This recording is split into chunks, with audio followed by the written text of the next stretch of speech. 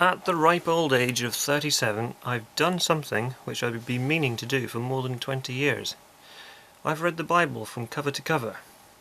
Or to be more accurate, I've listened to an audiobook version of the King James Bible over the last 3 months or so.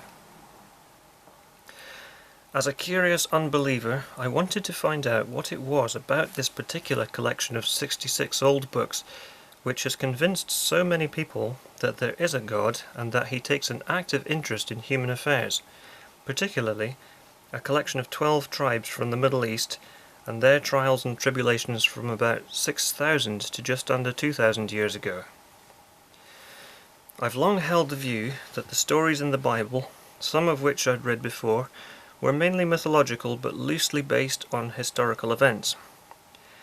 That conclusion is pretty much unchanged, but I was surprised by how many long and detailed lists there were of genealogy and specific locations, so in that sense it seemed like a historical record, but heavily embellished with weird and wonderful details, such as a talking donkey, a flying chariot, instances of the sun reversing its track through the sky, very strange creatures in Ezekiel and Revelations, and very odd things like it's not okay to eat pigs, dogs or bats, but it is okay to eat locusts. And then there are numerous inconsistencies, such as Jesus saying that your soul will go to heaven if you simply believe in him, whereas in the book of James it's claimed that you also have to do good works.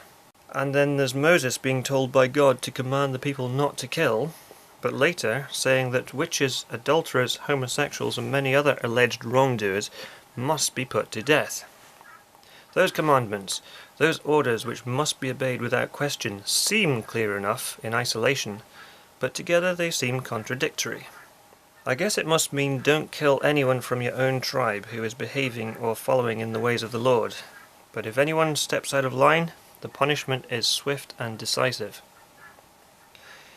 In the context of the whole Bible, those commandments no longer apply, because Jesus said one of the reasons he came was to fill the laws given to Moses, and that includes the detailed and complicated blood sacrifices which seem to be the only way to appease God before he sent Jesus down.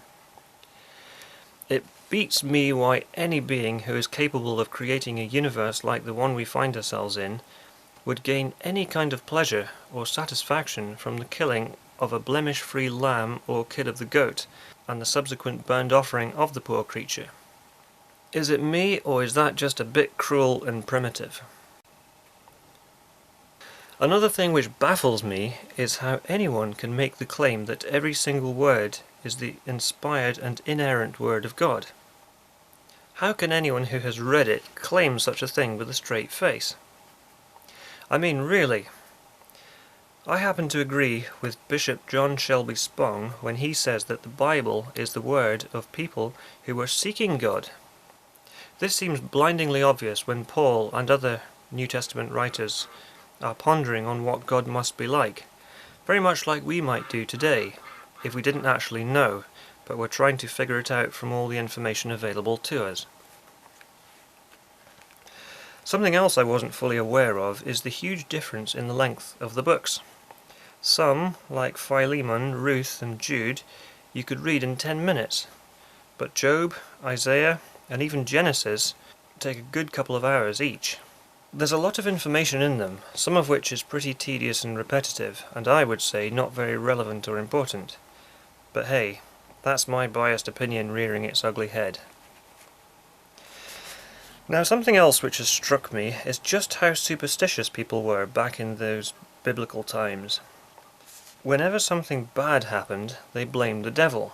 Even if another person misbehaved in some way, it was almost always attributed to an evil spirit or Satan. And whenever something good happened, it was believed to be because God had blessed them or answered their prayers. Even if another person did something good, God would be thanked and praised before the other person. Something else I didn't realize was that the first of the famous 10 Commandments, "Thou shalt have no other God before me," really is the most important one to God. And that message is hammered home over and over throughout the Bible. In some places other gods such as Baal and Molech are mentioned by name, but God always says that all other gods are the creation of wicked men, often literally made out of wood or gold or metal of some kind.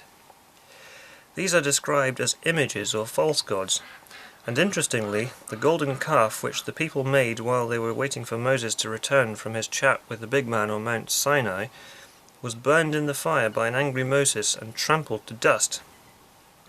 I can only conclude that they had some very strange gold in those days. The very idea that people felt the need to worship seems strange to me, but it was obviously very important to them back in those days. I guess that our modern sense of responsibility would have seemed completely alien to them. Now, the Bible doesn't allow for human beings or pretty much anything to have existed more than 6,000 or 10,000 years ago, if it's interpreted literally.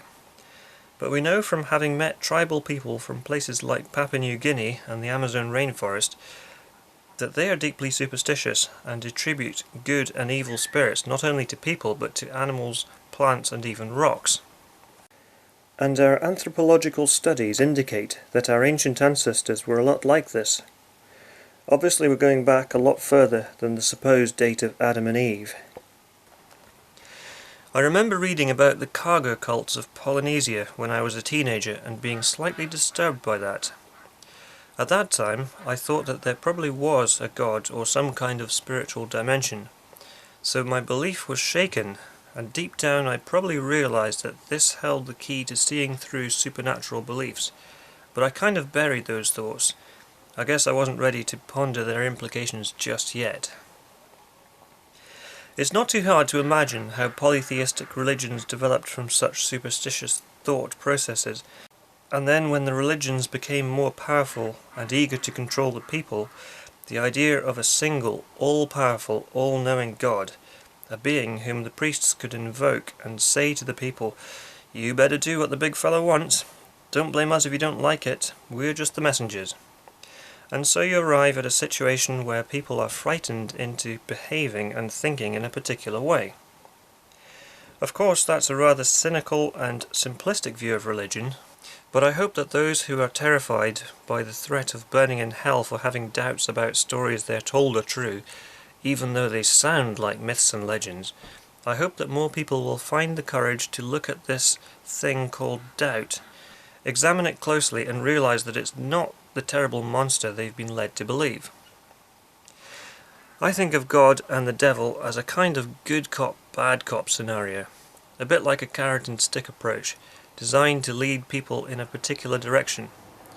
It's almost as if God is the ultimate boogeyman.